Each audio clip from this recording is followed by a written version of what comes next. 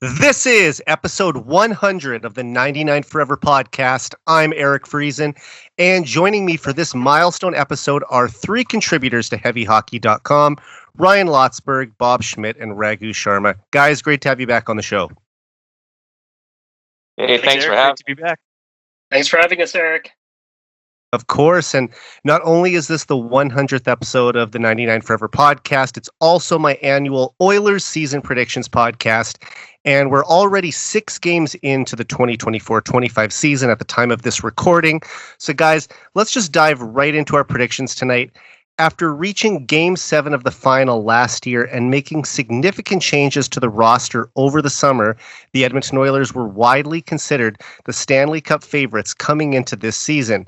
And despite their 2-4-0 start, do you think this current group is still better than the team that lost in Game 7 this past June? Ryan, you can start us off tonight. Yeah, for sure. So definitely a lot of new faces this offseason. But I'm going to say that, yes, this team is definitely better than the team that we had last season.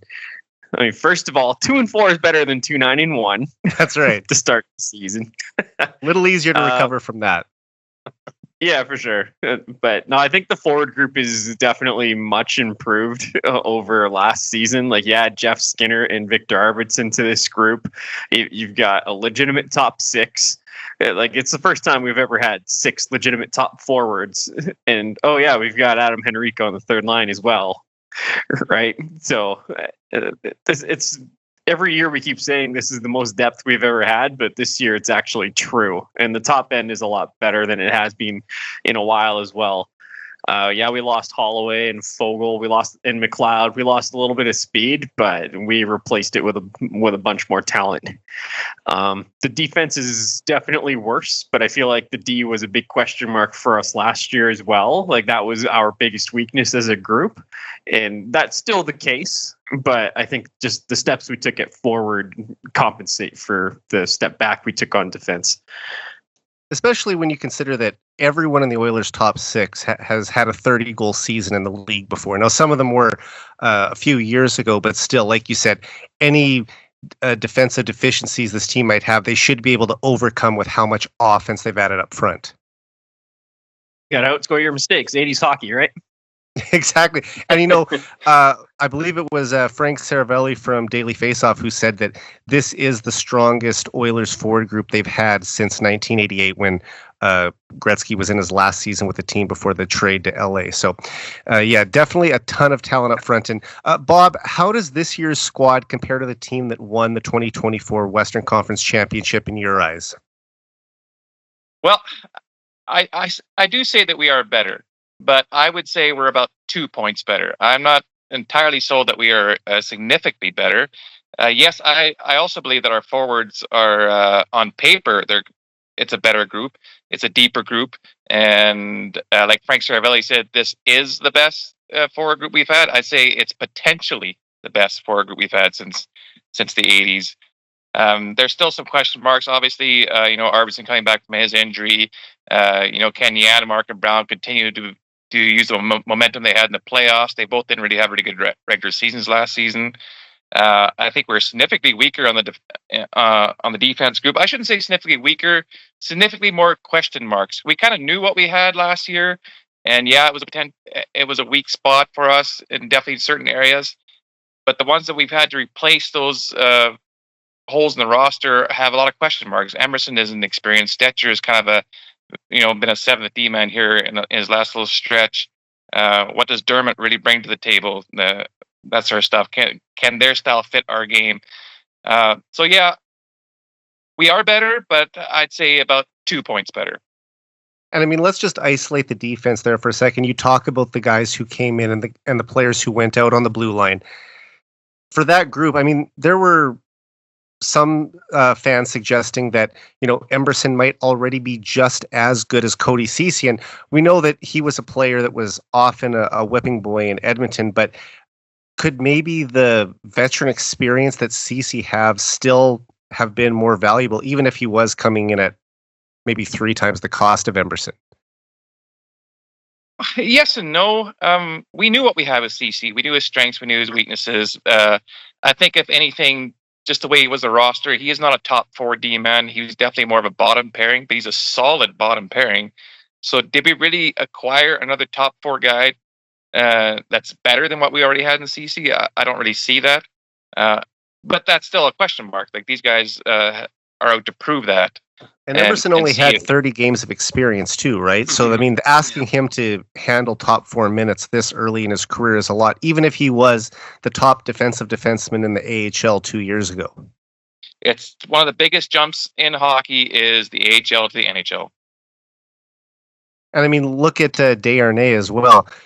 With him going out, Dermott coming in, probably a little bit of a better puck mover, skater, but having that size, I don't know. I feel like even though Vinny was a healthy scratch at the most crucial points of the playoff run, still missing his presence on the penalty kill and on that third pairing is something that's going to take this team a little while to get over. Well, and the other thing too, that because there were a lot of changes, so one thing we're still developing as well is team chemistry on the forward lines and on the defensive pairings, and I think that's part and parcel of why maybe we struggled here in the first 6 games a little bit, just developing that chemistry. Our passes seem to be a bit off sometimes. The reads are a bit off. Kind of seeing what our line mate's going to do or our defense partner's going to do. But that'll come in time. And again, potentially, we have that team that can do significant damage again. And Raghu, what do you think? Yeah, I think Lotzi and Bob made some good points. I do agree on the forward group. I think that this might be the best top 12 that I can remember, and at least even in my time watching hockey. Overall, I think that some of the key pieces we've already talked about leaving this team that probably would have been cogs on the team, like losing Holloway, like we said, Fogle being replaced by Arvidsson. These could be potentially really good moves that just take some time to gel. Jeff Skinner's already looked really solid, probably been the best Oiler, I would say, so far. But yeah, speaking to the back end, I think our back ends always struggle, like we said. Even with CC, we knew what was there. So giving kind of the younger guys a shot, like Ty Emberson, there might be growing pains, but in the end, he might end up becoming a really solid top 4 guy for us, or we have the deadline to acquire somebody. So I think it's one of those things where it's hard to say, are we better yet? I think it's a time will tell philosophy. The one thing I'll point out is through the first 6 games, we basically averaged over 30 shots. I think the only game we didn't get 30 shots in so far was the Battle of Alberta, and we still got 26 in that game. So from a volume standpoint, creating offense in terms of shot volume, we're doing a good job. We've run into some hot goalies to start, so we might be a bit unfortunate in our 2-4 start. But I think one of the big things too is that losing some of the key pieces for us that played on our special teams, especially the penalty kill, you've really seen those changes, like you said, with Desharnais, losing McLeod, Holloway. Just some of the speed that went away is going to be interesting to see how the Oilers figure out the special teams, which have always been kind of our strengths going back the past 3 to 4 years. And Raghu, I know you also follow the Tampa Bay Lightning closely, and you would have seen them go on several deep runs. I mean, 3 straight trips to the Stanley Cup final, winning 2 of them. They also won a President's Trophy a few years before that. Watching that team, did you see any type of a Stanley Cup hangover that maybe is similar to what the Oilers are going through right now, where it still feels like they're in preseason mode, or at least it did for the first few games of the regular season, taking them maybe a little extra while to ramp up their game just because the stakes aren't as high as what they were playing in before? And Chris Knobloch even alluded to that himself, that to going from playing for hockey's ultimate prize to getting geared up for the preseason can sometimes take a little while for any team to sort of get up to that mode. Yeah, I definitely agree. I think that like losing a game 7 as close as we came, a 2-1 game, you can't really get much closer than that. After overcoming adversity over adversity, even going back to the regular season last year when we won 16 straight just to kind of get back into the running. It would have been the greatest comeback story in North American professional team sports. Exactly. But to your point, I think the Flyers game was kind of that game that maybe jump-started us a bit, because just potentially we could have been down 0-4 to start the season. And coming back in that game, forcing overtime and then scoring the goal that we did, it almost felt like the first game where they almost felt that adversity and realized, like, we don't want to go down in this hole, and learned what it was like to score again. So I think that kind of boosted us a bit. And as we know, like, an 82 game season, such a grind, you have to break it into segments, and not every segment is going to be great. So right.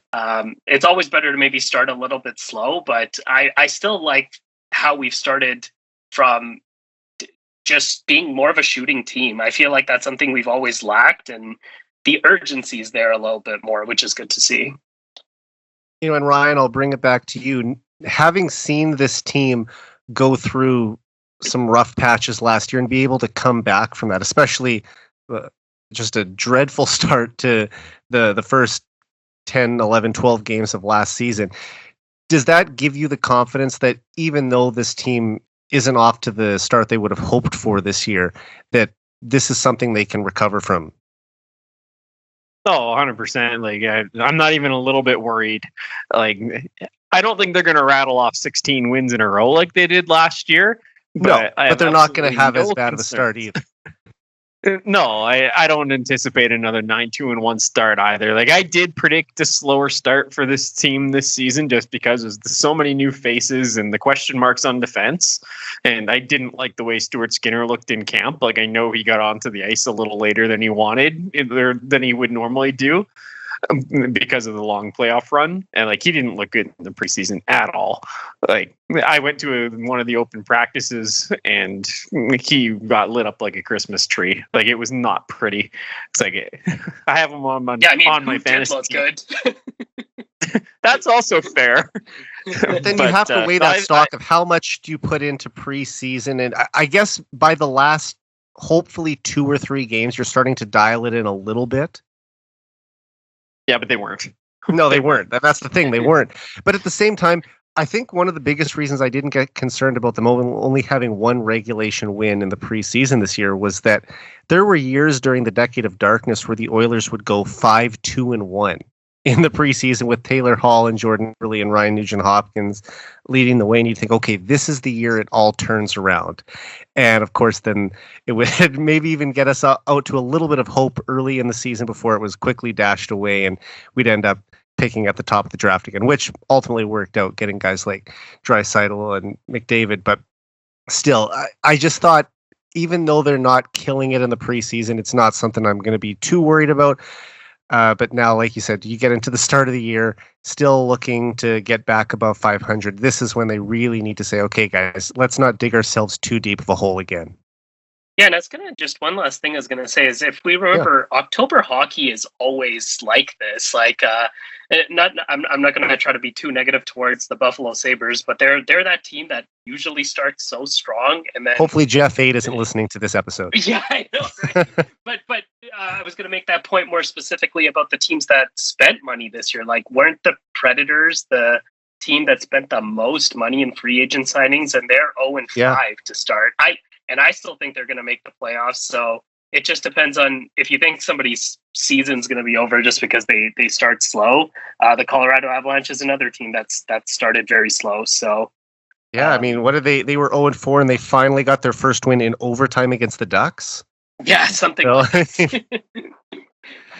And while their record might not show it, I think this team still is better on paper than the group that nearly hoisted the cup in June. We already talked about Warren Fogle and Ryan McLeod. Like, they did give this team more speed and they could kill penalties, but I think adding Victor Arvidsson and Jeff Skinner up front, as well as a full year of Adam Henrique, will prove to be significant upgrades as the season goes on. And the McLeod trade also brought in a top prospect and local kid, Matt Savoy, which is something that this organization badly needed. And the blue line, you could argue, has taken a step back. We still don't know how good Emerson could be. I'm hopeful that as the season wears on, we'll start to see him make strides. He is only 24 and, like we said, has less than 40 games of NHL experience. So it's going to take him a while to kind of find his footing at this league. But and there's also probably some frustration in oil country seeing Philip Broberg have early success in St. Louis. But once this team gets rolling offensively, I think they'll be able to outscore any defensive problems they have. They're not going to continue to shoot under 10% all season. There's just way too much firepower on this team. But when you make as many significant changes as we kind of already talked about too, you have to expect that it's going to take them a little while to gel. And ultimately, this team was picked as a Stanley Cup favorite for a reason. The Oilers are one of the best teams in the league, and I think they'll start to show that very soon. Just a quick touch on Broberg and Holloway. Sorry, Eric. No worries. They had the potential to be key players for us this season, but last season they were still in a supporting role, and we made it to Game 7 of the Stanley Cup Finals. So for their impact on the immediate roster, it isn't as impactful as maybe it could have been if they were to become role player or like key players, but that was still up in the air at that point.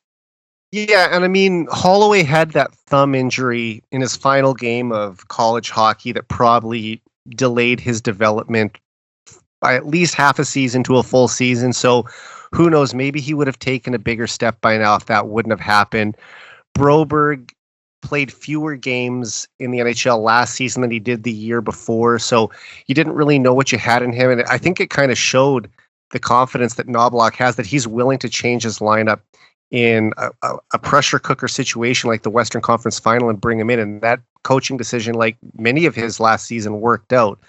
But like we said, going into the playoffs, he was still a healthy scratch. I think he played that final game of the regular season against Colorado just because they were sitting most of their guys, and then he didn't play again for almost 2 months. So if anyone would have predicted...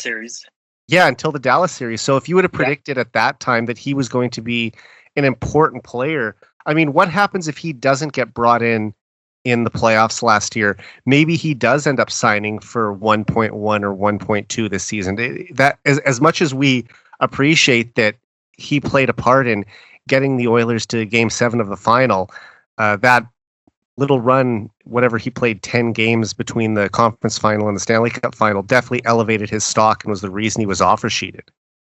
Well, see, I was just going to say, I think that's the piece that I'm a little bit concerned about, because if you think about the teams that make it deep and go far, they often need reserves to come up and play due to injury or due to someone struggling, and that's what the good teams do, right? Like if you remember the year that the Avalanche won, they lost Kadri for like six games, I think, like the entire series with the Blues, and then he came back for the finals.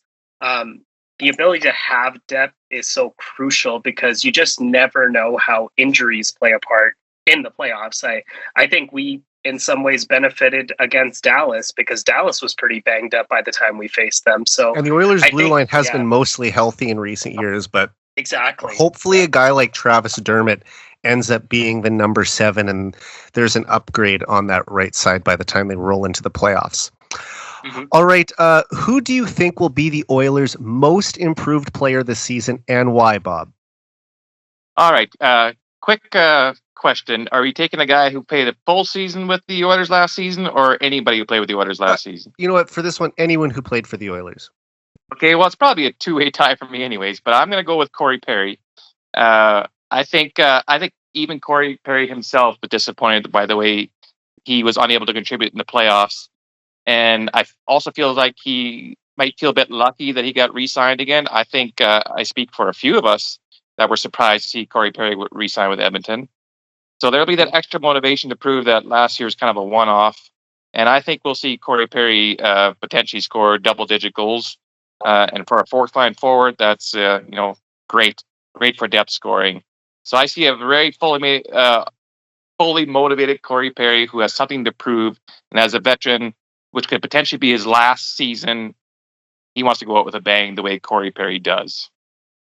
Yeah, and during the regular season, I thought he was pretty good, but like you said, what the Oilers acquired him for back in January was for the playoffs. This is, a guy who is so driven to win and has been through the playoff battles for many years. And you thought, this is a guy who is going to step up at that time. And all the good play that we saw from him during the regular season kind of went away come April. So that was a real disappointing thing. I guess you could say, though, he is attached to either the first or second best playoff goal of the 2024 playoffs. It was just a tap in.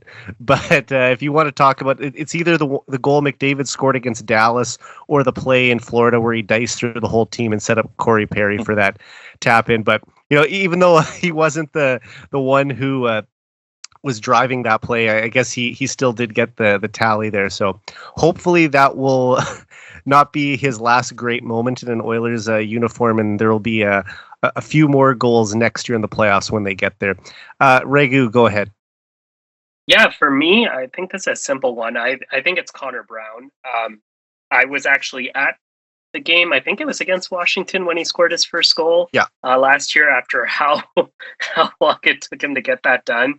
Obviously, he was recovering from that injury, and it took a lot longer than most of us expected. But then he was a revelation, and probably one of the key reasons we made it as deep as we did in the playoffs. So I just expect him, along with that chemistry that he built with Henrique, and obviously the lines are still being determined right now, but I think it's kind of been a combination of like Janmark or Skinner with that line, and I just think Connor Brown's gonna go off, at least score 15 goals this year, I think. And like you said, it really did take him a while to get going to the regular season, but what did you think of him in the playoffs last year?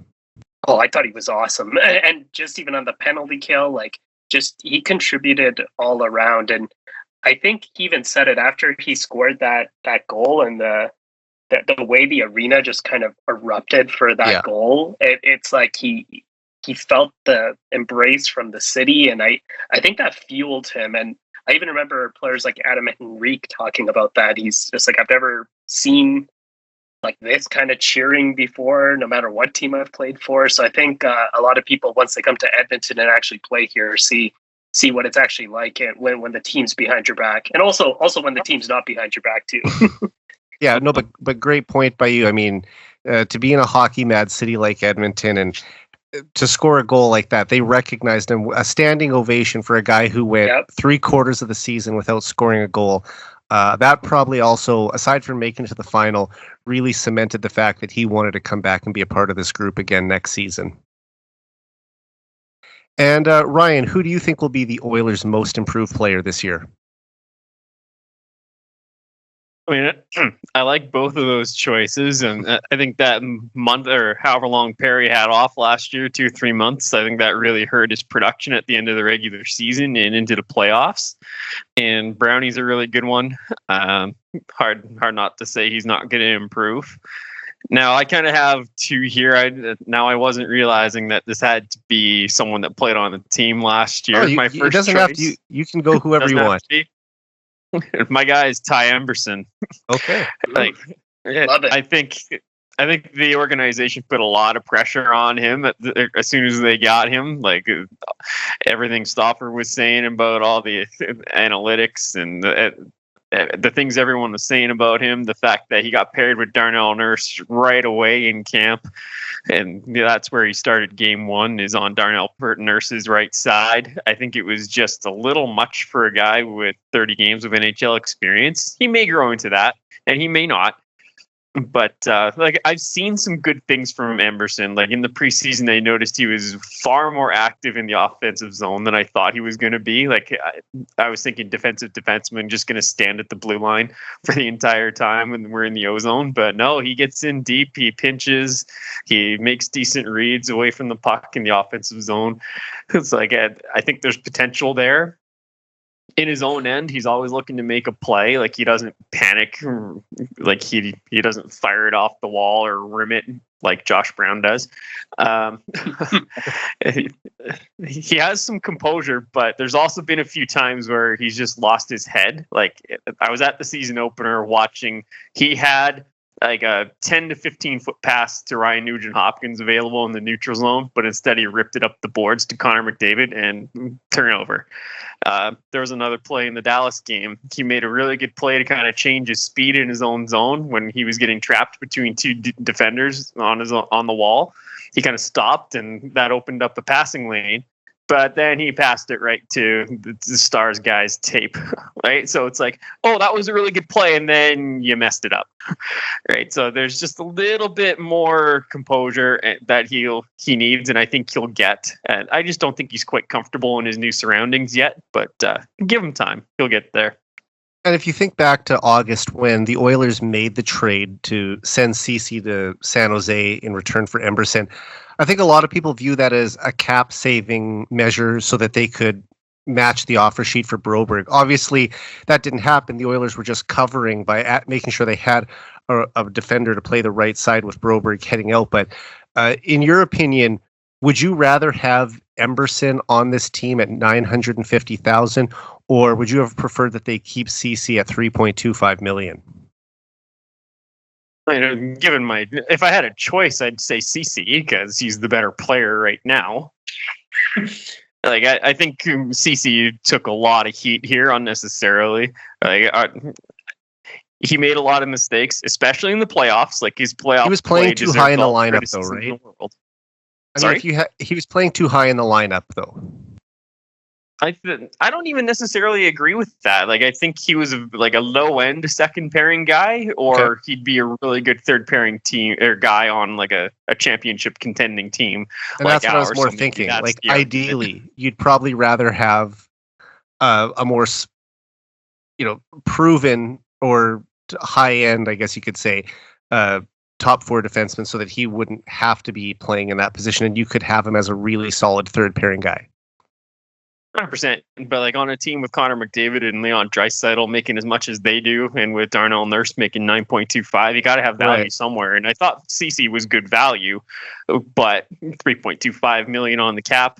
If you could find something a little cheaper than that, that is equally as productive and doesn't leak goals against in the playoffs like he and Nurse did for a couple of years there, I was open to that. But like, I like Emberson, I like his potential, but yeah, and I see why they made the move. Like, it got them under the cap just so that they could be under the cap and accrue cap space this season. But obviously, I'd rather have Ceci. I think that even from the time they made that decision, though, Jackson and Bowman would have known that this is a temporary fix. This can hold them till they get to a certain point through the season when they have to make a meaningful upgrade for the playoffs. I think that's the game plan, but I'm looking at the guys available, and there's not a lot of really good ones that are inspiring. I guess we're gonna have to. No, go ahead, Raghu. Yeah, I was just going to say, I think the tough part was I don't think they just anticipated the offer sheets coming the way they did. So they almost especially a double offer sheet. Yeah, double offer sheet from the same team. And it's funny, I know people say, oh, it's because Bowman's our GM. I don't know. If I'm a tactician, I would have done the same thing, even if Holland was still our GM, if you look at the Oilers as the threat that they were. So I think part of it's tied to, unfortunately, just not kind of getting Broberg locked up earlier, and so then you're kind of left in this situation. So I do prefer the pivot to an Emberson, like we're talking about, rather than trying the Ceci thing just another time. And then hopefully you never know, like when teams start to fall out of the race, you might be able to get somebody from one of those teams too. That's true. You don't know who's going to shake loose yet. So maybe someone with term will come available, and it doesn't have to be a UFA. Like when the Oilers signed Ekholm, wasn't he in the first year of a 4-year extension? Yeah, first or second. I can't remember which, but something like that. So I mean, he's got one more after this year, and he's already played a full season with us, right? So he had 3 years left after he got acquired. Right. So yeah, I mean that's probably what the Oilers would prefer to do if there's a player out there that they really like. Instead of having him just be a rental, if you're able to bring someone in who can be here for multiple playoff runs, that would be ideal. Absolutely, it would be ideal. But I mean, we'll talk about this later in the show. But and for me, it might seem odd to suggest this, but on the surface, I considered picking Connor McDavid for this one, and that's a compliment to McDavid because he is the gold standard for offensive excellence in the NHL. And last season, he put up 132 points despite missing 6 games and playing through a core muscle injury. And I think this year will be a career year for him. So when I said he might be the most improved player, it's just because of how great he is that he could even add 20 or 30 points to that already staggering total. But I'll go with Connor Brown instead. And it's simply because he went 56 games without a goal last season and only finished with 4 and 71. I think that there's a chance that he could potentially triple or quadruple his goal total this year, and he's probably the only player on the team that could say that. And I'll give him credit. He's also a solid penalty killer, but he said himself in the summer of 2023 he was rehabbing, and this past summer he was training. So I think we'll see a much better Connor Brown in 2024-25, and he's already got his first goal out of the way this season, and it was an important one in a comeback victory over the Flyers last week. So yeah, I could see him scoring 12 to 15 goals this season in a third line role. All right. Which Oiler playing in his first full season with the team do you think will have the biggest impact this season? Adam Henrique, Jeff Skinner, or Victor Arvidsson? Raghu, you can go first. Yeah, for me, I think this is an easy one. I think it's just going to be Jeff Skinner. He's always been a goal scorer, and now he's playing on a team that's going to take him to the playoffs. The first time he's going to get to go to the playoffs. And he gets to play on a line with either Draisaitl and McDavid, however it shakes out, and he's going to be set up for goal after goal. I think he's easily going to eclipse 30 goals this year. I'm willing to go out on the limb and say that. So I think he's going to do whatever it takes to get to the playoffs and help this team out. And he's already proven it, like 6 games in, being the best player. He's definitely the hungriest one on the team so far. It's crazy to think that he made it to the NHL at 18 years old, and he won't play his first Stanley Cup playoff game until he's 33. I know. Insane. I mean, this is a guy who scored 30 goals and was an all-star in his rookie year in 2011. It's just, it's baffling how long he's waited. And I also really appreciate that apparently the Maple Leafs offered him more money. I don't think it was much more. I believe Elliot Friedman reported that they offered him 3.5. Like it wasn't a significant amount more, but still a chance to play in your hometown for your childhood team. And he thought that the Oilers had a better opportunity to win the cup than the Leafs did. So, as an Oilers fan, you always love to hear that. Yep. And Ryan, yeah, exactly. And Ryan, which of these 3 players will have the biggest impact this season? I mean, I'm with Raghu in thinking that Skinner's going to get the most points out of the 3, but I think Rico anchoring a third line is going to be huge for this team. Like, how long have we been waiting for a legitimate third line center to anchor a third scoring line for this team? Right? Like, we've had 2 scoring lines for so many years with McDavid and Draisaitl. But we've cycled through so many guys at 3C, Ryan McLeod being the latest one, and he had some potential but didn't quite live up to it, and now he's gone. But Adam Henrique is a guy that he's a top 6 forward on a lot of teams, but he's a third line center on this team, right? So he's a guy that we know can produce offense. He can penalty kill. He's responsible on the defensive side of the puck. So I think having a third line that can score is going to be huge for us. Like, look at the Flyers game. That's our first win of the year. Rico scored. Brown scored. Connor McDavid and Leon Draisaitl did their thing on the game-tying goal and in overtime, but they don't get to overtime without that third line. And when the Oilers signed Skinner and Arvidsson on the first day of free agency, it seemed unlikely that Henrique was going to come back too. But then late in the day, there was the report that Henrique had re-upped with the Oilers for 2 years. And Once again, reportedly, the Jets and the Lightning had both offered Henrique more money, but still, he saw the value in staying with this group and wanted to see it through and bring a Stanley Cup back to Edmonton. And of course, then 4 days later, I believe it was or was it July 9th? So I guess maybe just over a week later, Ryan McLeod is traded to the Buffalo Sabres, when the Sabres had actually approached the Oilers at the NHL draft wanting to make that trade to bring in McLeod for Savoy. Obviously, getting Henrique as the third line center made McLeod expendable. How much of an upgrade do you see as Henrique taking over full time for McLeod in that spot? I think it's a significant upgrade. McLeod was really good at transporting the puck up ice, but he's a perimeter player, and the offense wasn't nearly consistent enough. And we were lucky to get 25, 30 points out of him if he was healthy, and health was another bigger thing with McLeod. He rarely played a full season, whereas Henrique is going to be a little bit more durable for you. Now, I don't think Henrique is going to put up 50 points in a third line role. 35, I think, is a little more realistic given his opportunity here. But I think 35 he scored 24 goals last season. But like you said, he was playing higher in the lineup in Anaheim for a big chunk of that. Yeah, he was their top line center for a good chunk of that, right? So, would you still see him hitting 20 this year? I don't see him hitting 20. I'm going to be happy with 15 goals, 20 assists. That's kind of my ballpark for Henrique. But like you said, regardless of the offensive totals he puts up, his overall impact that he'll bring to the team will be greater than Skinner and Arvidsson in your eyes. Yeah, just the impact of having a third scoring line that can potentially help you out on a given night. If we don't have that third line scoring 2 goals against the Flyers, we only have 1 win on the year already. Yeah, exactly. It's already paying dividends. And Bob, who's your pick? Well, I'm jumping on board here with Raghu on this one. I think Jeff Skinner is my pick. I was actually very excited of all the free agent signings we did this summer. Jeff Skinner is the one that excited me the most. We saw Jeff Skinner score 24 goals on last season with Buffalo on a team where at that point he basically checked out already. And he played roughly almost 2 minutes a game less.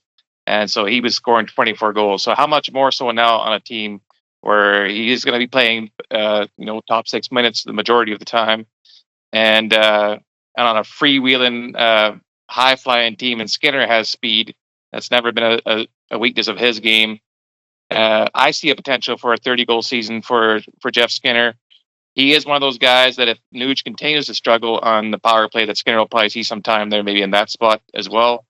He is already on PP2, and motivation. Again, like you guys touched on, the fact that he's played so many games, over 1,000 games, and never played a playoff game yet.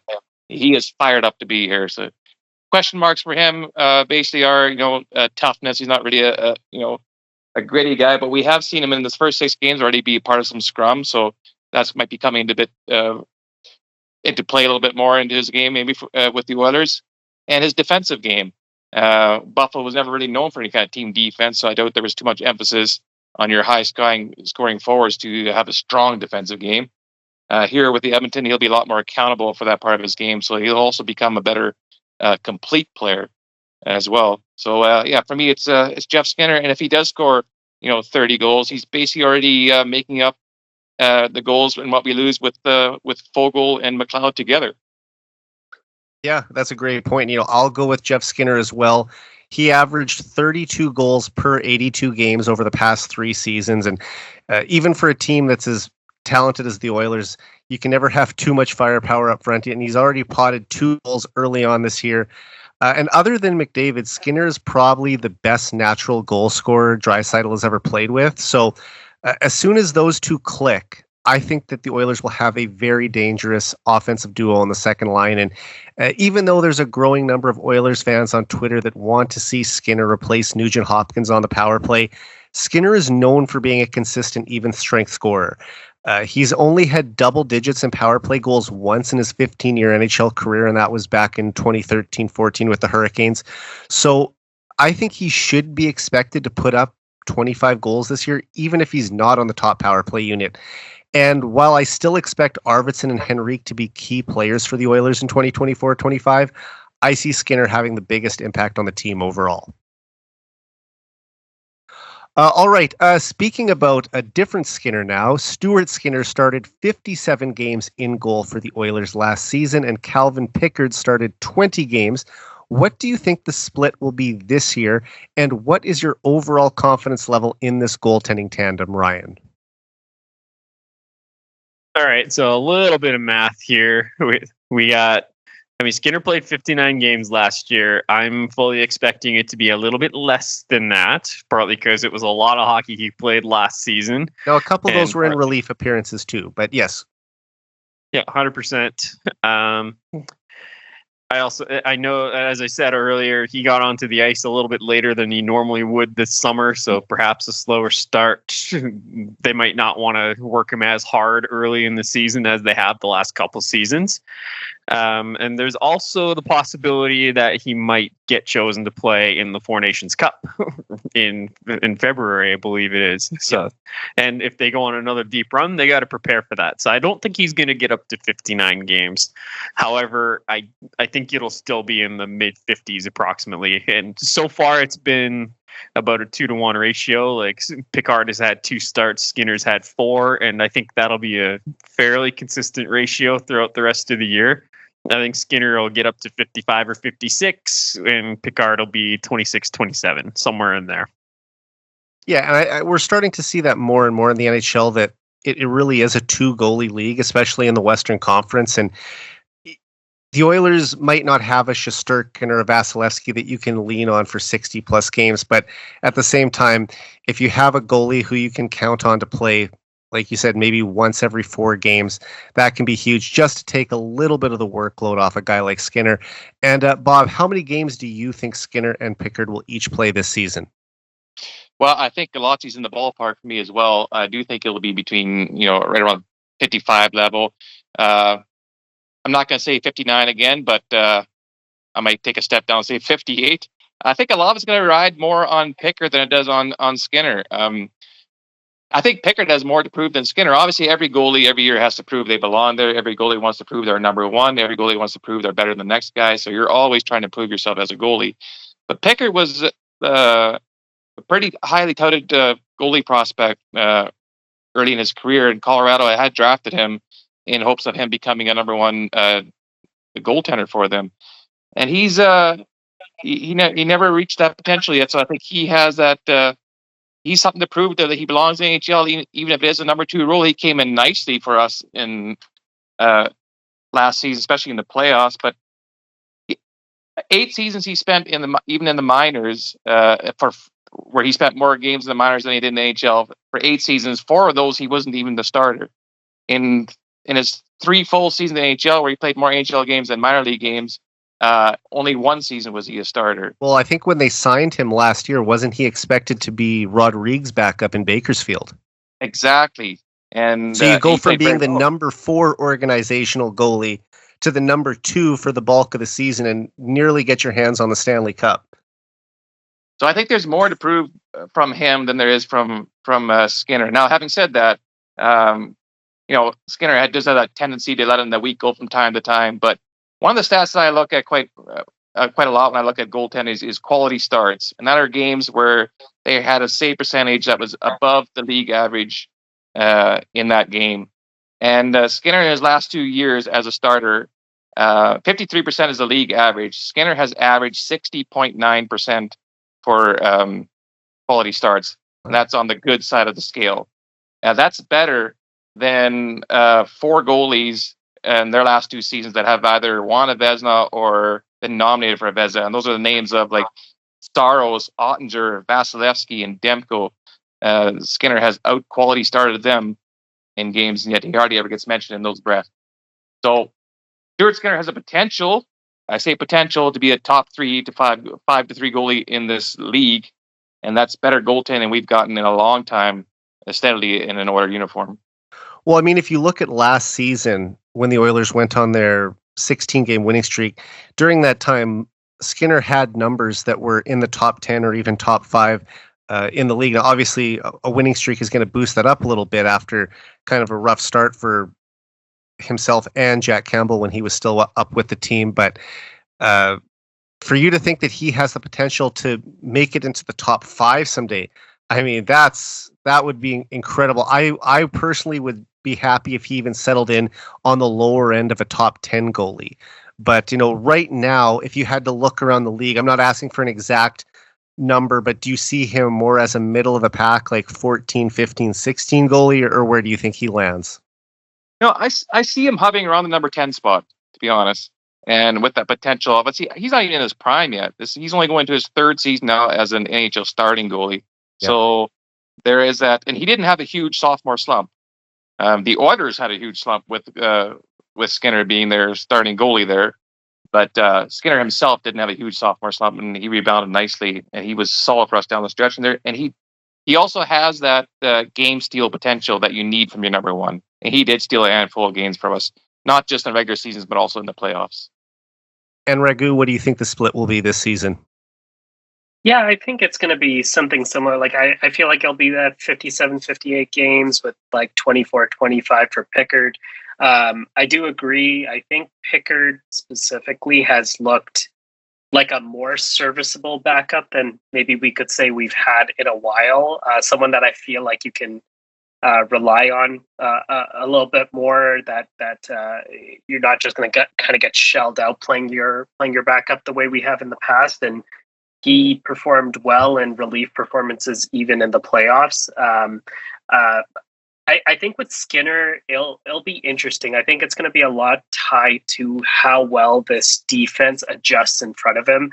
Like we said, last year's 2-9-1 start was also tied to just kind of how the team was performing, as Bob said. So I think with Stu, like if you just looked at the Dallas game, that was just not a great performance by him. And I think Stu's one of those goalies that is more of that goalie that does well if he faces more volume of shots. So I actually always get nervous when we're like out shooting a team like 14-3, because I do think the next shot is the shot that will go in with Stuart Skinner. He just needs to feel the puck more. Well, look at the Game 6 clinching to go to the final against the Stars last year. I think what were the Oilers outshot 33-10 or something like that? Yep, and it's funny. I was at that game, so I remember it well, and I was like, that was one of those games where Stu was locked in and probably stole that game for us. So he's got that Jekyll and Hyde factor to him, and hopefully he's more Hyde than Jekyll. But I'm really hoping that with Pickard there, it can light a fire under a goalie sometimes to have the backup playing well too. I think that's part of the reason why the Boston Bruins have succeeded as long as they had. This year's going to be interesting because their goalie tandem changed, but when it was Swayman and Allmark, you saw what that competition of camaraderie could bring out. And I think you saw that a bit even with Mike Smith when he was kind of that mentor factor to Skinner. So it'll be interesting to see. And like Vegas has proven they could win a cup with Adin Hill. So I don't think you need like the premier goalie. Plenty of teams haven't won a cup with that either. It's all about kind of the defense locking in with the goalie and that trust factor in each other. So that's kind of how I see it. Raghu, did you play goal? I didn't. Because you spoke that like a true goaltender. I would venture to say that probably 100% of the goalies in AHL would rather face 40 shots than they would 12, because you do get that rhythm. And Raghu, that's high praise, because Bob is our resident goalie expert here at the Heavy Hockey Network. So, yeah, Bob. One thing I can say is I play a lot of rec hockey, and one of the goalies on our team, we had a porous defense. But he always said, and he always did play better when he ended up facing so much rubber. We actually won a division championship because of that specific season, I remember. So I think that there is some truth to that for sure. And 100%, you get into a rhythm, and like you said, you get locked in, you get into that zone. You feel the game. So there's nothing worse than when you're out shooting a team 2-1 or 2.5-1. You see the other goalie standing in his head, and you know you've only faced 12 shots now in 30 minutes. That next save you just have to make. Like the pressure of that next shot, no matter where that comes from, you feel it, as opposed to getting your 39th shot at that moment where you're already just in that rhythm. So yeah, those are great points. And the competition from your backup, you can. I've been both. I've been a guy who's been challenged, and I've been a guy who's been comfortably the number one. And there's some confidence being the number one, but you also can get complacent. So if your backup comes in there and puts on a show, you're like, oh crap, I got to pick up my game this next one. And I want to get Ryan and Raghu's thoughts on something Bob said there about the fact that Stuart Skinner has the potential to be an upper echelon goalie in the league. Ryan, we'll go back to you because you haven't talked for a while. What do you think about that? Like when you look at Stuart Skinner this early in his career, and with the goalies who are regarded as the elite netminders in the league, do you see him having the ability to continue to elevate and reach that status eventually in his career? I don't think he has a long way to go to get there, but I think if he does it, it's going to be on the strength of team success rather than him just like stealing that. Or the system that he's in. More the system that he's in. Like I'm trying to think of the guys. Like we got Hellebuck, we got Shesterkin, we got Vasilevsky, we got Jake Ottinger, Sorokin, we got Sorokin. Right, it's like there's probably your top five right there. Demko is injury I don't know what's going on with that, but I don't think he's in the top 10 for long because however, of that injury. Skinner did post better numbers head to head against Ottinger and Bobrovsky in the playoffs last year. Yeah, he did. Yeah, 100%. So he was able to out-duel two of the best goalies in the league. Yeah, absolutely. It's like I'm not saying he's among those top five right now, but I think he can certainly push for one of those spots if and when the Oilers reach the ultimate pinnacle, win a cup, and have a little sustained run of success here. And I didn't have this question for you guys, but while we're just on the topic of the Four Nations and Skinner, do you see him being the starter, the backup, maybe the third goalie in the press box come that tournament, or where do you see him playing? Well, it's Hill, Binnington, and him, right? That would probably be the competition. Connor Ingram might be in the. Oh yeah, I guess Ingram too. Yeah. It's tough because I've heard Montembeault from Montreal be mentioned, but I don't know about that. I think Montembeault is more so based on how he started this season because he's been red hot to start. I think Skinner has as good a chance as being the number one goalie for Canada in the Four Nations Cup as any of those Canadian goalies we just mentioned. And I apologize for cutting you off there, Raghu. Did you say he'd be the starter? No, I agree. I think as Bob said, he has probably just as good a chance. I don't know if I'd say. I bet anybody who supports any of these goalies from their team would say it's probably that specific goalie. Well, if we take the Oilers fandom out of it and we're just Team Canada fans, who would you most rather have between the pipes of those options?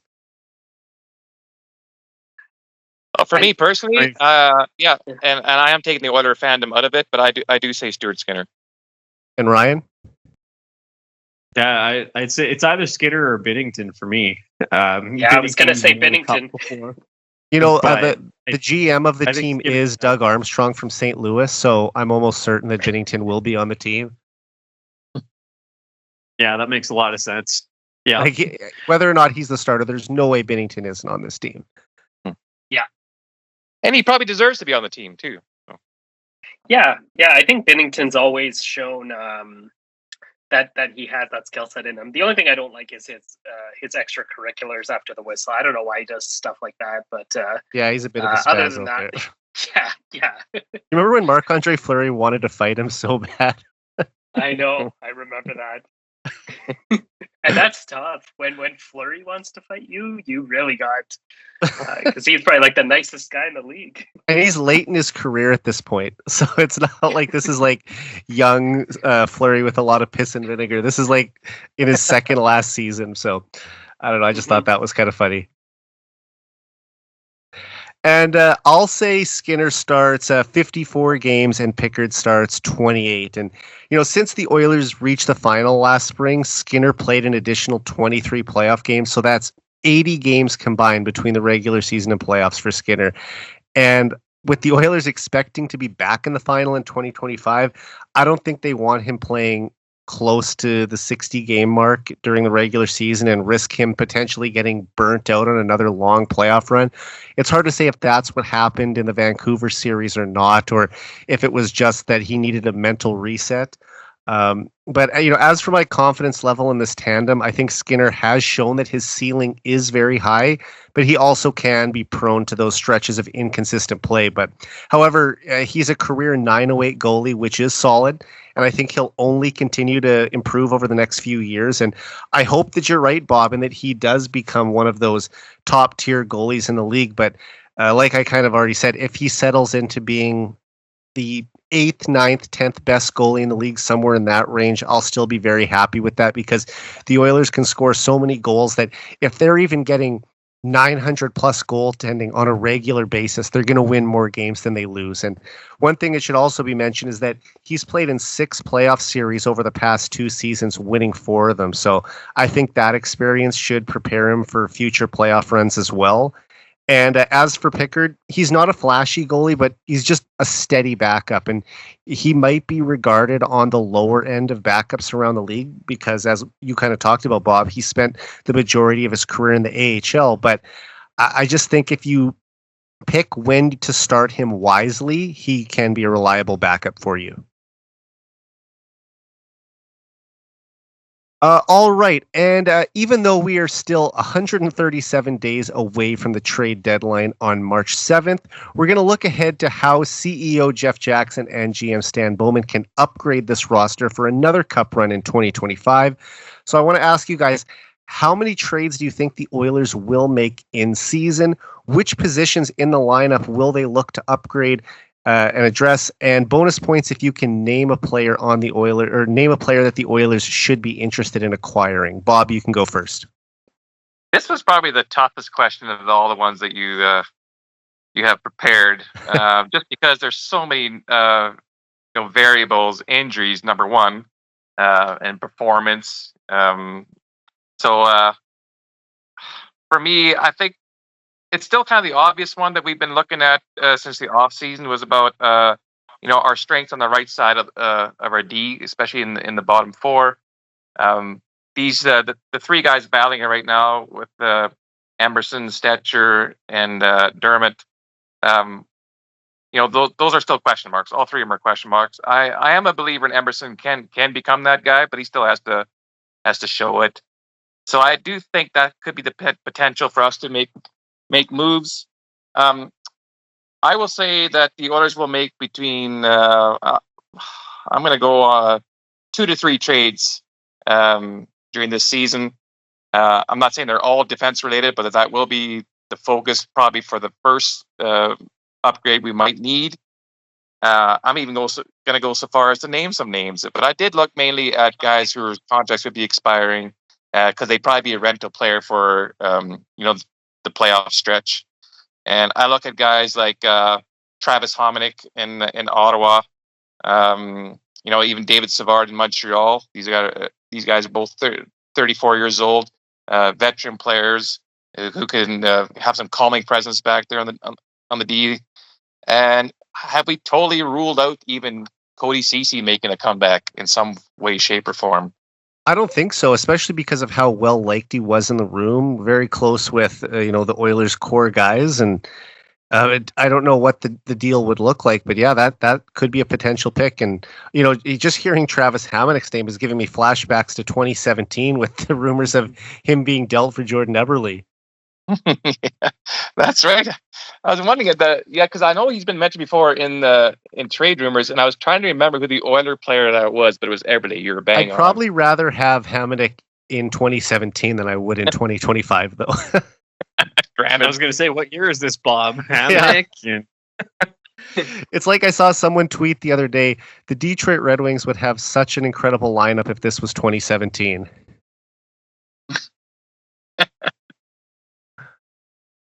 Legit. Well, you had other veterans out there as well, like Jeff Petry's another guy. Yeah. I don't know if they're going to go back down that road again. I think he's happy to be in the States, in his home state for that matter. So, yeah, that one probably isn't going to come to fruition. But you never know about Hamonick. And Raghu, what's your take? Yeah, no, it's interesting. I think Bob said a lot of good points where this was probably the hardest question to answer. I would say this is probably one of the first times I feel like we've been so set in the forward group that we're not really looking for that top six forward like we normally have had to in the past. So I still expect us to probably get another depth setter for face-off support when we get to the playoffs, just to have that extra piece. But defensively, I think we are going to be looking for that right-handed defenseman again. Even if say Emberson does end up producing with Nurse, I think Nurse's complement has always been the struggle. Whether it's going to be Stetcher, Emberson now, some struggles with CC, even Bear before that. It's trying to find the right partner for him come playoff time. So I was going to say one thing I truly miss. I miss that Cap Friendly's gone, because I used to use that site all the time to check stuff like this. Have you ever checked out Cap Wages? It's basically the exact same site. Oh, okay. No, I'll have to check that one out. But if you give me a player that I would think about, like I know he's a left winger, but I almost think that if Anaheim really falls out, I think Cam Fowler, if I'm not mistaken, is UFA at the end of this season. I don't know if he'd consider coming here and being able to play on the other side. He would have that history with Henrique too. I was going to say that maybe Henrique could sell him on coming there. He's an American defenseman, right? Though, so you never know. You never know, but it's when you've been on a bad team for so long that maybe you'd be willing to give it a shot. Give it a shot. Yeah, honestly, my other go-to that I would have always hoped for was Radko Gudas, but they named him captain, so that's not happening. Yeah, probably not. Yeah, so that's kind of the big name I was thinking of. Otherwise, you'd go with some of the veteran people. I was also thinking like a Petrie or a Savard, especially if they're just going to be rentals. The age factor doesn't bother me as much. But yeah, those are a couple of the names I had. And the other thing we have to remember too is, are the Oilers going to send the Flyers their first round pick this year, or are they going to choose to keep that and send them a first round pick in 2026 instead? Because they owe them for one of the two for the trade they made to draft Sam O'Reilly, who actually signed his entry-level deal today. So congrats to him. Right. But I mean, it's top 12 protected this year and unprotected the year after. I don't think the Oilers have to worry about that. They expect on contending in both of those years. But still, if they feel that they can't get what they want at the deadline for a second and third round pick this year, or multiple second round picks, then that will probably have to be the route they go, and trading the 2025 first and leaving them without a first round pick the following spring to trade. And Ryan, where do you see the Oilers looking to upgrade? I mean, I think it's pretty clear that the upgrade needed is on right-hand defense. If they can try to get somebody that's going to play on their second pairing, that would be ideal. Looking at the UFA options for this year, it doesn't inspire a lot of hope or confidence. It really doesn't. They're going to have money to play with. Like, they're accruing cap space, and we'll see what Evander Kane's situation is like. I bet he's back for game one of the playoffs. I've thought that the whole time. But we'll talk about that later in the show. There's a couple UFA guys that I would be potentially interested in. Will Borgen in Seattle's a guy I like. Looking at their cap situation, they've just re-signed a bunch of young guys to extensions. They'll have a little bit of room to play with, but they also just signed Brandon Montour and Adam Larson to extensions. So do they see him being a third pairing D the rest of his career? Right. So Borgen might be looking for an opportunity elsewhere. They could move him. Henry, because it's in division, they'll probably want to wait until right to the last minute if they're going to trade him to a divisional rival, and they'd have to know by March 7th that they're not going to make the playoffs. Oh, 100%. And that's probably going to be the case with any of these guys, because the Oilers will want to accrue as much cap space as they can, and you do that by waiting. Right. So I don't think it's going to be like a Brent Burns at $8 million cap hit. Like, I don't think that's possible. Yeah. Right. I mean, cap retention, you never know. But Henry Jokiharju is another guy in Buffalo. That's an intriguing name, but he's RFA, not necessarily UFA. Dante Fabro out of Nashville, they're going to be in the mix. I don't necessarily see them being sellers, right? So a guy I look to, and Bob Stauffer is saying that it's likely they're going to want to go after somebody with some term for this particular acquisition. It's Connor Murphy out of Chicago. He's a guy that Stan Bowman's familiar with, having acquired him himself back in 2018, I believe. Yes, 2017. My bad. 2017. I don't necessarily see that as a huge upgrade, like over CC or anybody we currently have. But it's a guy that's played second pairing and he's been around the league for a long time. 31 years old, so he's still in his prime, although he's nearing the end of it. So that's a guy. He's got another year after this one, so he's got a little bit of term. So I think that's a guy that could be on the radar. I do think they'll also try to add a depth forward, just because you can never have too much depth forwards in the playoffs. And that guy, for me, I'm taking a guess here. It's a stab in the dark.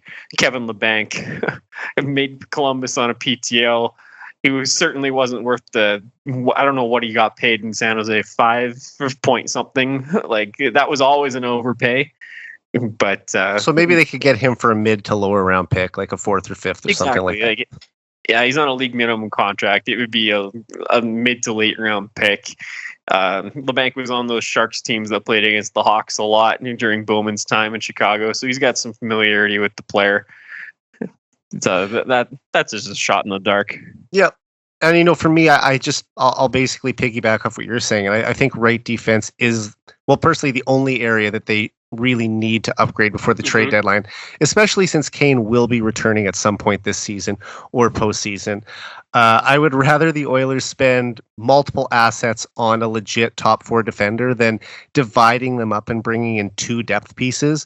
Matthias Ekholm was obviously a game changer for this team in 2023. And while it might be asking a lot to bring in another player of his caliber, that's where I think the Oilers should be spending multiple draft picks that they received from the Blues as a compensation for Holloway and Broberg. And one name that I've looked at, and I don't know if this would be near the top of their list. And once again, it all depends who's going to be sellers at the deadline. But I just wonder if Alec Martinez could be a fit. Now, he's 37 and shoots left, but he's won 3 cups and has a history of playing the right side in LA. The only thing that there is this kind of goes back to your point about Murphy, but would Bowman make a trade with his former team? That's one thing that we don't know for sure or not. But Martinez would be a name of interest for me, especially if there isn't a younger, better option that doesn't come available. Nobody mentioned Tyson Barrie.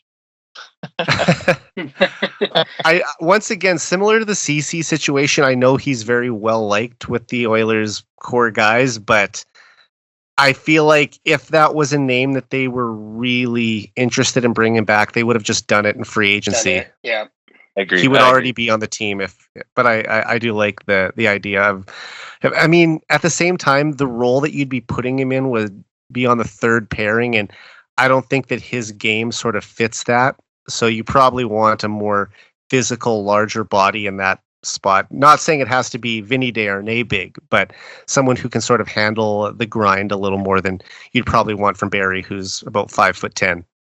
Yeah, smallish, mobile, puck-moving defenseman. Wait a minute, we already have some of those. Exactly. Yeah, I definitely think the size route is definitely the way you need to go. If you look at the last 4 cup winners, size was definitely a big factor on the back end with the Bolts, with the Avs, with Vegas, and with Florida. So yeah, more size. All right, let's do some stats predictions now. So who do you think will finish top 5 on the Oilers in goals and top 5 in points this season? And how many will they finish with respectively? Raghu, you can go first. Yeah, so top 5 goal scorers, I've got Draisaitl, Skinner, Hyman, McDavid, and Brown. And then top 5 point getters, I've got McDavid, Draisaitl, Bouchard, Hyman, and Nuge. I didn't do the totals for the goals, but I did totals for the points. Do you want to hear the totals for the points for the 5 guys I've got? Yeah, and why don't after you do the point totals, we can come back to you and you can give us your numbers then if you want to let Ryan Sure. or Bob go. Okay.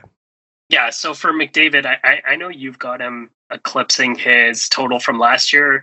Right. I think it's going to be a little bit lower. So I've got McDavid with 40 goals, 90 assists, and a total of 130 points this year. And I've got Draisaitl right behind him, but with 55 goals, 65 assists, and a total of 120 points. I've got Bouchard, who I think will actually be the highest points for defensemen this year, with 20 goals, 75 assists, and 95 points.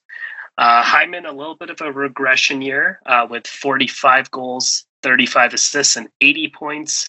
And then Nuge with 15 goals, 60 assists, and 75 points. Yeah, and I'm guessing several of the guys you have there will be in your top 5 for goals as well, but we can come back to you for the other ones after. Yeah, I think I can quickly say it Sure. because I already mentioned Draisaitl, Hyman, and McDavid. So with Skinner, I already said he's going to get 30 goals. So that's what I said earlier in the show. And then with Brownie, I think he's going to get 15. Okay. And Ryan, who do you have as the Oilers' offensive leaders this season? I've got McDavid leading the team in both goals and points. I've got him at 68 goals. He needs to pick it up a little bit to get to that total, but he and Matthew seems to be alternating years where they dominate the league in goal scoring, so it's McDavid's year. I like that. I got Draisaitl at 48 goals. I got Hyman with a regression down to 35 goals. I got Skinner at 24 goals, and then Bouchard at 22 goals. Nice. Yeah, I was wondering if someone would have Bush eclipsing 20 this season. Yeah, I'll You and I do that. both have him over 20. Yeah, there we go. No, I don't have him for as many points as you do, but Yeah. I got McDavid at 153 for points. He had Tying the his career injury high. last year. He had the injury last year, and he only played. He missed 6 games, so I think he'll get back to his productive self. I got Dry at 110 points. I got Bouchard a little bit better than last year, but not as good as Raghu is saying at 85 points. I got Nuge at 65, and I'll put Hyman at 61. Okay, and Bob? Well, I want to blow my horn first a little bit here because last year after McDavid had about his 150 plus season, people were saying he's going to hit 170, 180 points, and I said he's going to take a step down and focus a bit more on his defensive game as well. So I had him down last year for 133 points, and he had 132. So toot for Bob there. I said Draisaitl would have 113 points, he had 106, but I did say Draisaitl would have 41 goals, and he scored 41 goals. So that's just my little pat on the back for myself. You got a couple good ones there. All right, but regression be damned. I have Zach Hyman down for 60 goals. I hear the chuckling already. Good, I like this. I feed off the chuckles. I got McDavid next at 47. I have Draisaitl at third with 38. I as well think Skinner will get 30 goals. I have him down for 32. And then Arvidsson finishes my top 5 at 28 goals. For points, Connor McDavid sits on top with 136 points. I have Draisaitl next with 112. I do think Hyman will hit 80 points. So, yeah, that's a 60-20 split for him. And he doesn't need assists if he's just banging pucks to the net. So I'm good with that. Nuge is going to have an uptick. I know he's struggling to start the season, but I see him with a 76-point season this year. I do not have a defenseman in my top 5. Bouchard just missed it, but I have Arvidsson next at 71 points. Nice. I thought about having Bush on either of my lists. We didn't quite make either of them, but I have Leon Draisaitl leading the way in goals with 57, Connor McDavid in second with 54, Zach Hyman third with 42, Jeff Skinner fourth with 28, and Victor Arvidsson fifth with 25.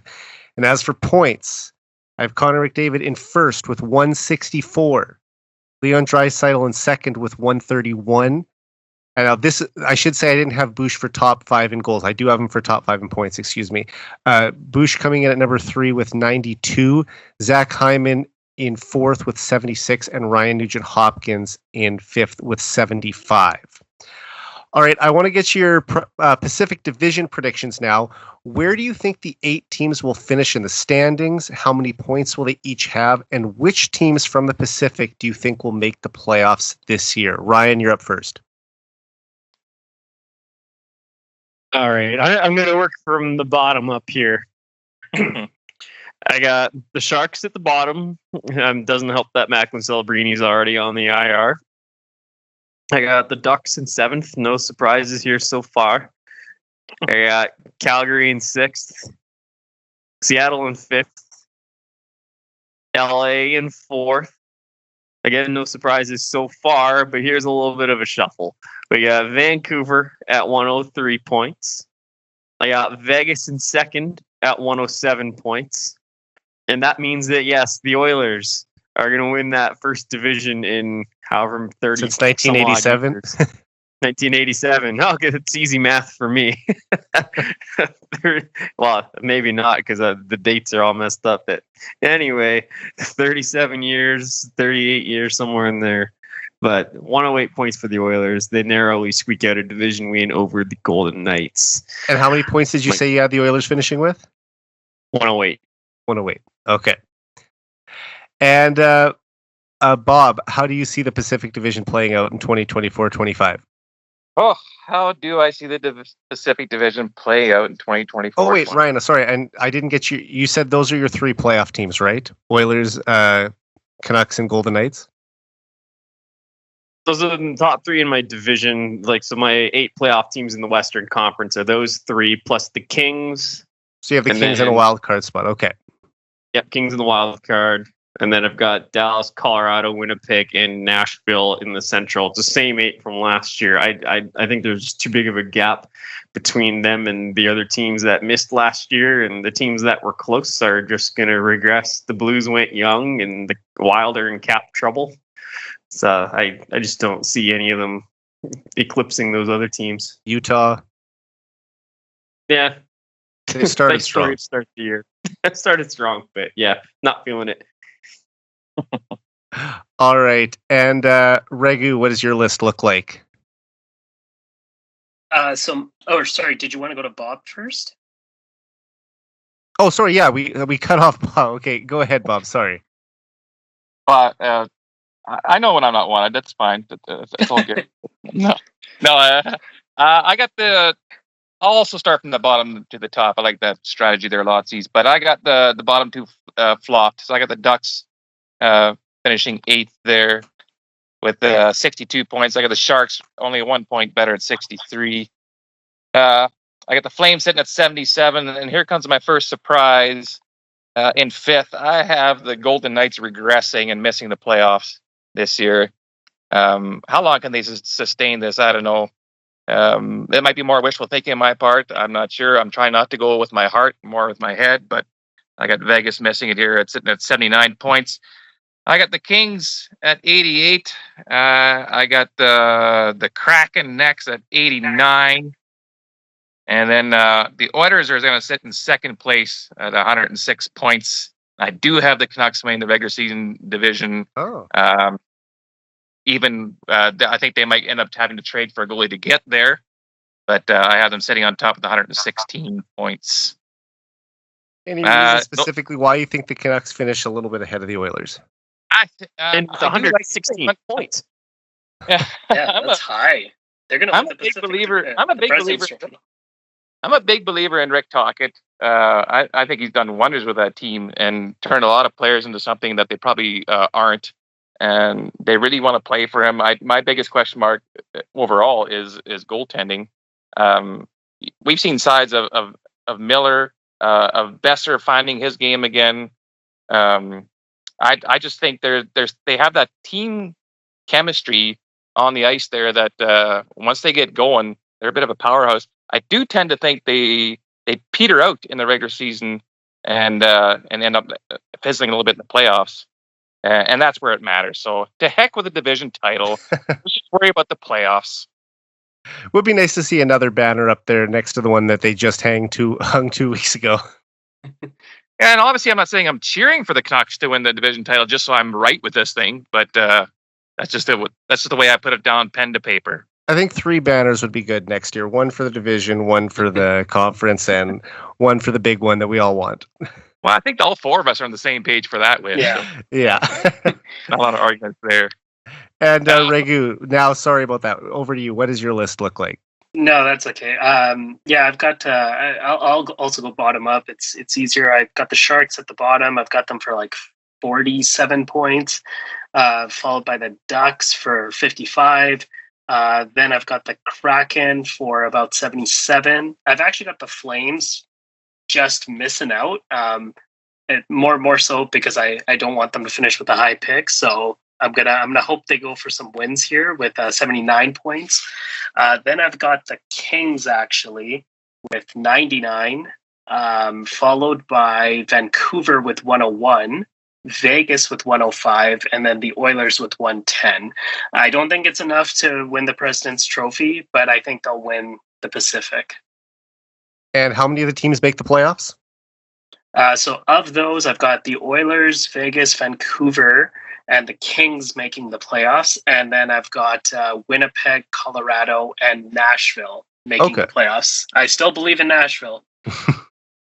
Just have to recover from that 0-5 start. Yeah.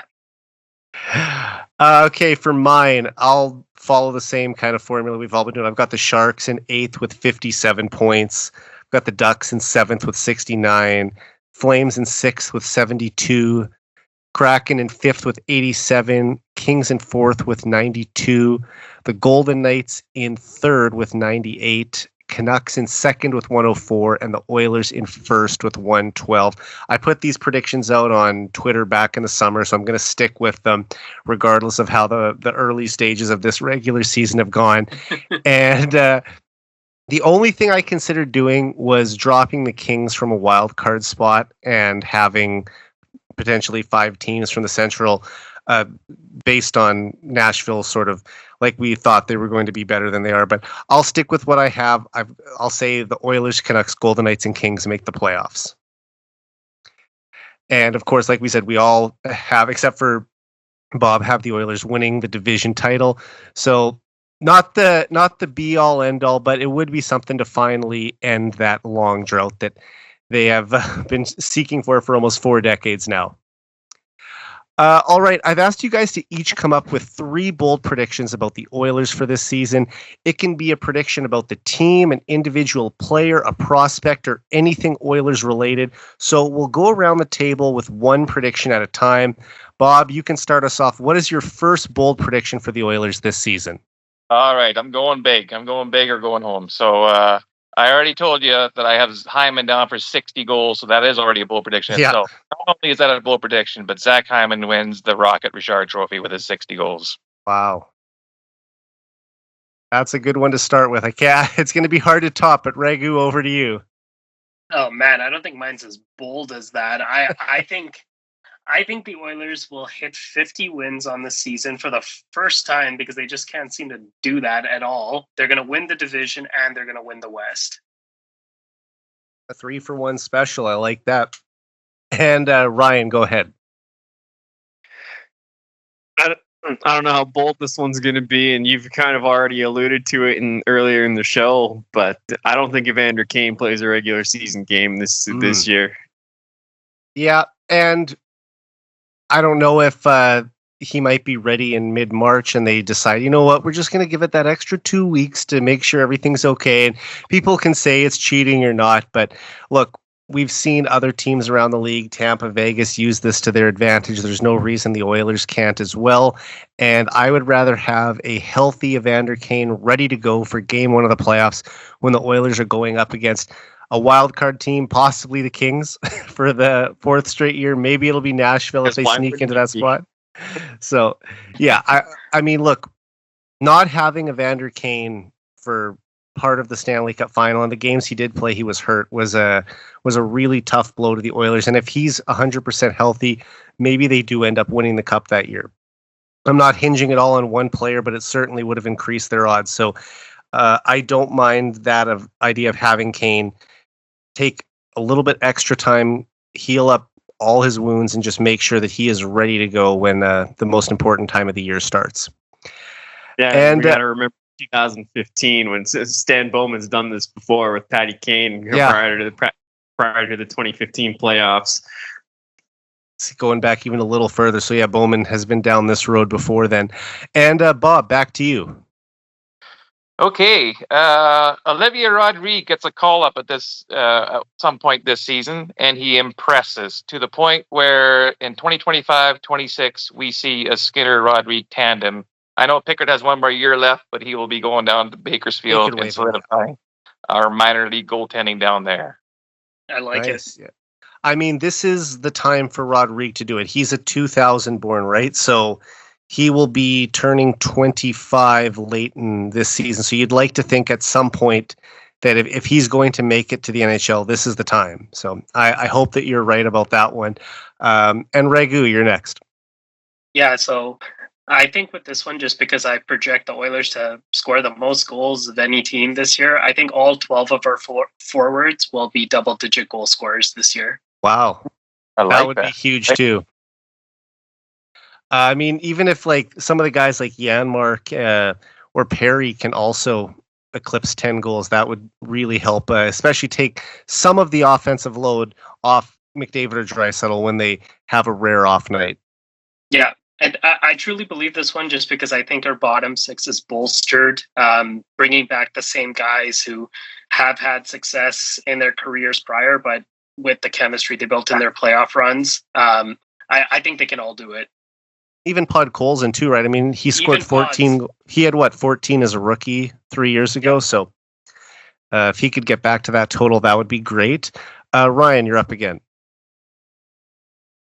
To keep my trend going of guys that are going to play 0 games for the Oilers this season, but Matthew Savoie, highly touted prospect, everyone's excited about him, but I don't see him getting into a single game for the Oilers this year. Okay. I know that this isn't really part of your prediction, but do you see him being point a game in the AHL and they still just refuse to bring him up? Yep, I think they're going to be a little more intentional with their development plan this year. I think the plan is to play Savoie meaningful minutes in the AHL, and I think they're going to stick to that because they've got this new development team in place under Calle Larson. I've seen some people suggest that maybe the Oilers do what the Stars did with Stan Koven, where he goes down and he proves that he's just too good for that league, and late in the season they find a spot for him regardless of, how the team is doing. So, I mean, I would love it if that happened. I think that if he does come up, it's probably fewer than 20 games, but we'll see how the next 3 or 4 months play out, I guess. And Bob, what is your final prediction? My final prediction kind of contradicts what you set the bar high with Leon Draisaitl having a fight last year, so I'm expecting you to really bring it and top that one. I was tempted to bring that one in again, like, okay, this is the season now, but and now watch. Just keep predicting it every year until it finally happens. That's right. 1 for 12, my predictions. I like it. And now watch. I'm not going to predict it. He will get into a fight, so whatever. Yeah. Put that one in parentheses for me.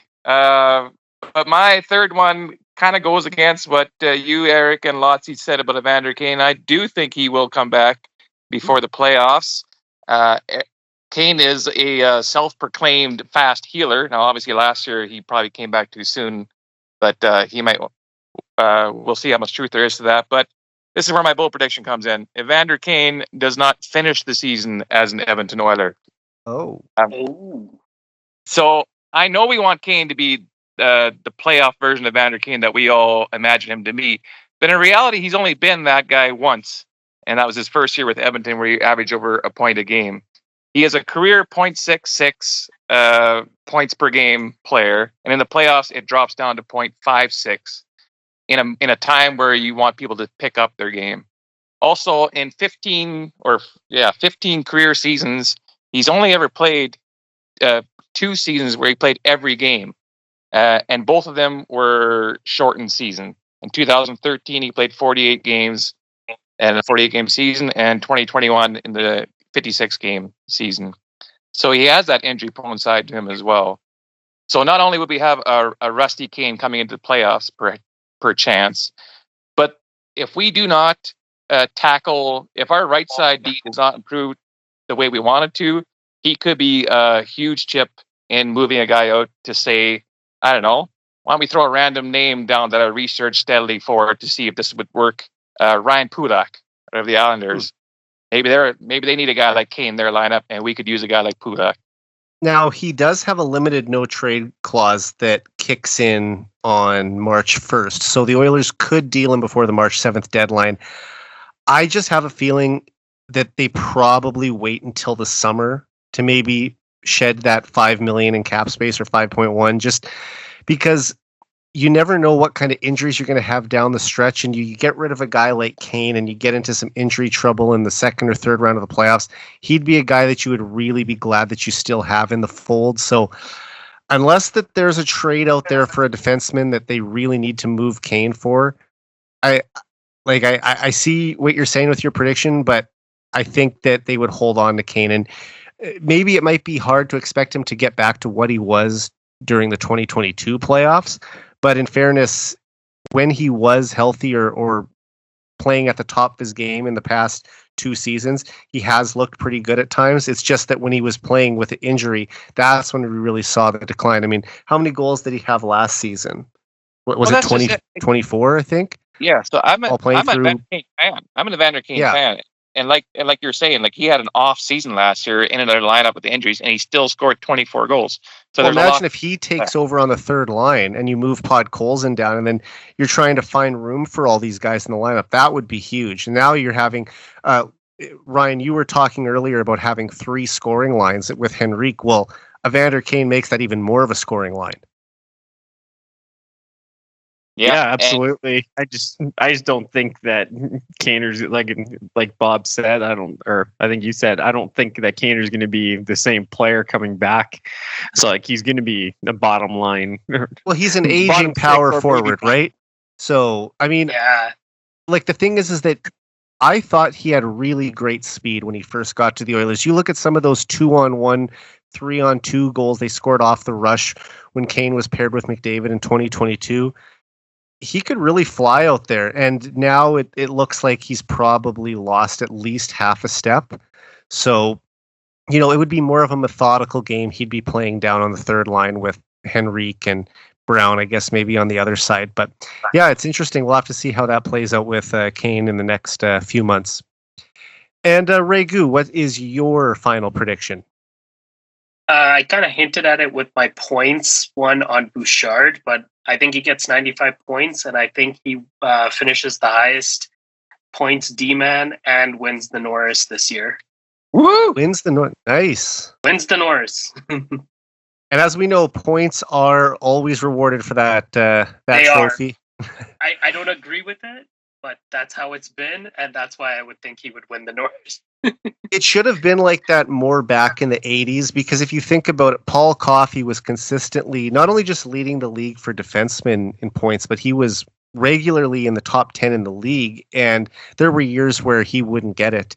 At that time, I guess it was still more considered like a two-way defenseman type of award, but now, they always will reward. And I think there was also maybe some bias from the writers. Like we're giving Gretzky how many trophies every year? Like, do we really need to give another Oiler an award? So maybe he was kind of hurt by that a little bit as well. But yeah, if there will be people out there that will criticize him too, because Bush will have his detractors for not being the greatest player in his own end. But I mean, if he puts up 90 points and leads the league in scoring, pretty hard to argue against it. Hey, Carlson did it, playing awful defense with 100 points. So. On a terrible Sharks. And his team didn't even make the playoffs. Yeah. So you'd hope that the Oilers being a top contender would elevate Bush's status even more. Okay, that's a good one. We'll have to keep an eye on that. And Ryan, what's your last bold prediction? Sorry, one last thing I was going to say was I gotta take my flowers because last year before the season started, I said Bouchard would be a point per game player. So I just truly see him elevating to that next step here. Well, you and Bob both have hit on a couple now, so that's great. I hope you're right on this one as well. And Ryan, what's your last bold prediction? I see I got to up my game in the predictions department a little bit here. So my third one was going to be Skinner represents Canada at the Four Nations Cup, but we've already talked about that. So I'm going to go with my backup one. Oilers are going to play a Canadian team in the playoffs at some point, and it's going to be the Jets in the Western Conference Final. Wow. Oh, wow. Two former WHA clubs meeting in the playoffs. But I guess they did meet more recently back in 2021, and hopefully you have them having a little better result than that series went. I'm going to keep you in suspense. Okay. Even though the Oilers did arguably outplay them in all four games, but just got goalied by Connor Hellebuck. So in all four games. Yeah. And it's funny because the Oilers absolutely lit him up during the regular season every time the Oilers played the Jets, but come playoff time, it was just a different story. All right, and I'll go through my predictions now. Last year I did 3 for McDavid. I'm going to stick with that and do 3 more again. This is one that I had last year. I'll repeat it because I do think that if he was healthy, he would have done it. And I've already kind of revealed it with my stats predictions, but I predict that McDavid will put up 164 points this season and join Wayne Gretzky and Mario Lemieux as the only players in NHL history to average 2 points per game in a single season. I predict that McDavid will become the first player in NHL history to record consecutive 40-point playoff years. There's only been a couple that have even done it once, but for him to join Gretzky and Lemieux as to do something that even they haven't done by doing it in back-to-back years. And my last prediction is that McDavid will break Wayne Gretzky's record for most points in a Stanley Cup final with 13. And I think a big reason for that is that even though they're probably going to be going up against a team with an elite goaltender, Draisaitl was not healthy in the Stanley Cup final last year. And if McDavid and Draisaitl are both at their best and they're both feeling good, you should think that the point totals for them will go up even more. So, obviously Draisaitl shadowed himself in that series, but we know that he can play through it. You look at the Calgary series back in 2022, what he did on one leg. And as arguably the best playoff performer or second best, regardless of where you want to rank McDavid or Draisaitl, putting those two in a situation where we didn't get it done the first time, we're not going to ever experience that feeling of loss again. I think those two will ramp their game up to a level that maybe we haven't seen before, and we could see them both hit double digits in points in the final with, like I said, McDavid breaking Gretzky's point record in the Stanley Cup final. So that is the one that I'm hoping for the most, because likely if he breaks the record for points, it probably leads to a championship as well. Thanks. All right, and my final question for you guys tonight. How far do you think the Oilers will go in the playoffs in 2025? Which team will they play in their last series, and how many games will it go? Raghu, make the call. Yeah, so I was going to say, I do find this question always hard to answer because it really depends on what the team looks like and injuries. But let's say there's no injuries and our team's improved and we found that top 4 right-handed defensemen. I think the Oilers will contend, make the finals. I think they will beat the Dallas Stars, so not the Winnipeg Jets, as Lotzi put, in the Western Conference Finals. And I think in the Stanley Cup Finals, they'll face the New Jersey Devils, because I do believe the acquisition of Markstrom is a key piece to their success moving forward, and will end up beating them in 6 games. And to me, that beating Markstrom again in the finals would be awesome, because it'd be nice to take out an ex-Flamer after we just lost to 2 of them last year. And I think that was actually Ryan's prediction last year on the show, that he said that the Oilers would play the Devils, although he had the Devils winning. So hopefully that prediction of yours comes to fruition, Raghu. And Ryan, how far do you see the Oilers going, and who will they play in the end?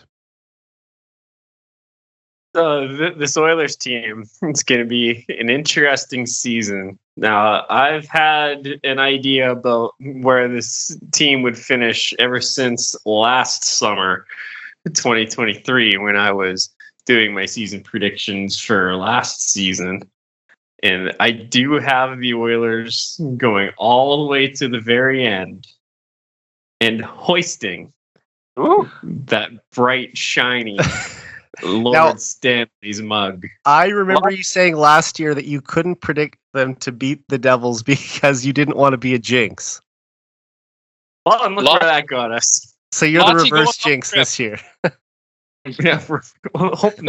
Got to do something different. Also, didn't you say we would lose to LA in the first round? Or was this when we did the playoff? That was preview. That was last year. Okay. And I hedged my bets. In one pool I picked the Oilers over the Kings, but in our heavy hockey pool I picked the Kings to beat the Oilers. And I mean, in fairness to you, the three of us, because it was Kirk on the podcast last year as well, we all picked the Oilers to win the Cup. You were the only one that had them losing in the final, so you technically were the closest to being right. But yeah, hopefully you're right 2 years in a row on your Oilers prediction for how far they go in the playoffs. And Bob, last word goes to you tonight. Well, did Lotzi say who they're going to beat in the finals? Yeah. He did not say that. Oh, sorry. My apologies. Go ahead. That's all right. I got the Oilers beating the New York Rangers in 6 games, and we win the Stanley Cup at Rogers Place. Okay. I like that idea. And Bob, now, sorry, you can finish up. All right. Well, look at this. On the same page here with the Raghu and Lotzi. I got the Oilers hoisting the Stanley Cup as well. I also agree, Lotzi, that at some point we are going to face a Canadian team, and I jumped on board. It's the Oilers Leafs final, and we're going to keep the country hostage for 7 games. Sportsnet would be loving it because they would be making money hand over fist, but that might tear the country apart. Because I mean, like, Leafs fans have fans from coast to coast, but I mean, Matthews and McDavid, Oilers and Leafs, it would be intense. I mean, Twitter would be a dangerous place to be when that series is going on. Being in Canada would be a dangerous place to be. Yeah. And well, and you have the Oilers taking it, of course. Definitely, yeah. Good. I mean, winning in their building would be sweet too. To see Connor lifting the cup in his hometown in front of all the Leafs fans who have been saying for years that he wants to go back there. Yeah, that would be almost as satisfying as watching him lift the cup at Rogers Place. And I'm going to follow up on what you said, Ryan. I have the Oilers beating the Rangers in 6 games to win the cup. So we'll get a rematch of Gretzky's first team and Gretzky's last team. Be cool to even see him drop the puck at maybe game 1 between those clubs. I mean, Messier could do it too, but also the 2 teams that he's best known for. So that's some good options to look at maybe 8 months down the line. And that just about does it for our show tonight. Like I said, we've got a long way to go, and we'll see how all these predictions play out over the next 7 or 8 months. But I just want to thank you guys again for joining me on the show tonight. And I want to thank everyone who's listened to any of the 100 episodes of this podcast I've recorded over the past 5 years. It's awesome having the chance to talk to diehard Oilers fans like my 3 guests tonight. And I'm looking forward to the next 100 episodes now. So thank you guys again for being a part of this milestone episode. Hey, congratulations to 100, Eric. Very well deserved. Always a pleasure to be on the podcast with you. Yeah, congratulations, congrats, Eric. That's amazing. Thanks, guys. Yeah, it's taken a while to get here, but like I said, I just feel like we're getting started, and can't wait to continue to do this for many more years to come. And before we sign off, where can the listeners find you guys on Twitter?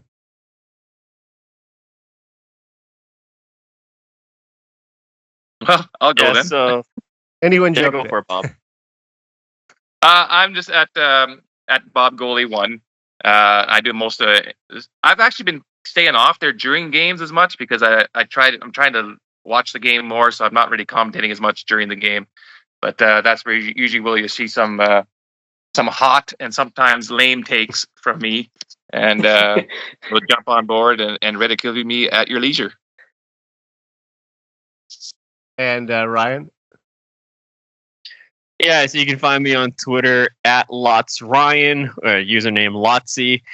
Yeah, I've always got articles going on there. My latest one that I dropped on Sunday, it's called "The Oilers' Best Players Need to Be Better."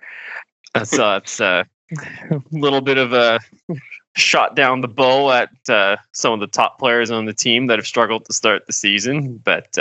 Yeah, there's always lots of good content on heavyhockey.com, and I know I'm responsible for a lot of it. So definitely, yeah, I hope everyone goes and checks out Ryan's new article. I read it myself. Awesome, and you know what? For most of our predictions to actually happen, they're going to have to play a lot better. So, but like we talked about near the start of the show, 2-4-0 isn't a terrible hole to dig out of. At some point this year, the Oilers were going to have a stretch of 6 games where they only won 2.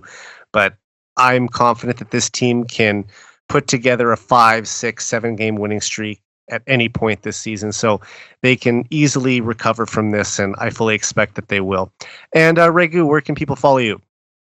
Yeah, and you can follow me at Raj Bauer. I actually am going to a lot more games now in Edmonton because I officially moved back here too. So yeah, I found that out when we ran into each other at the game last week. Yeah, it was great. Yeah, exactly. And I ran into Lotsy a couple games before, just kind of in passing too. But hopefully get to see you guys more in person too. But yeah, so far I've been 0-3 to start the season, which is kind of brutal because last year I swear every game I went to we just won. But I'm going to the game tomorrow, so hopefully that's the first win that we get in person while I'm there. Well, welcome back to Oil Country, and they got to bring win them one some eventually, right? Right? Yeah, you would hope. There you go. And you can follow me at Eric J. Friesen. You can follow the 99 Forever podcast at 99 Forever Pod. Guys, once again, thank you for being on the show. Have a good night, and let's hope the Oilers can get a big win tomorrow. Thanks again, Eric. Have a good night, fellas. Guys. Have a good Thanks, night. Eric. All right. So for Ryan Lotsberg, Bob Schmidt, and Raghu Sharma, I'm Eric Friesen. This has been episode 100 of the 99 Forever podcast. We're out.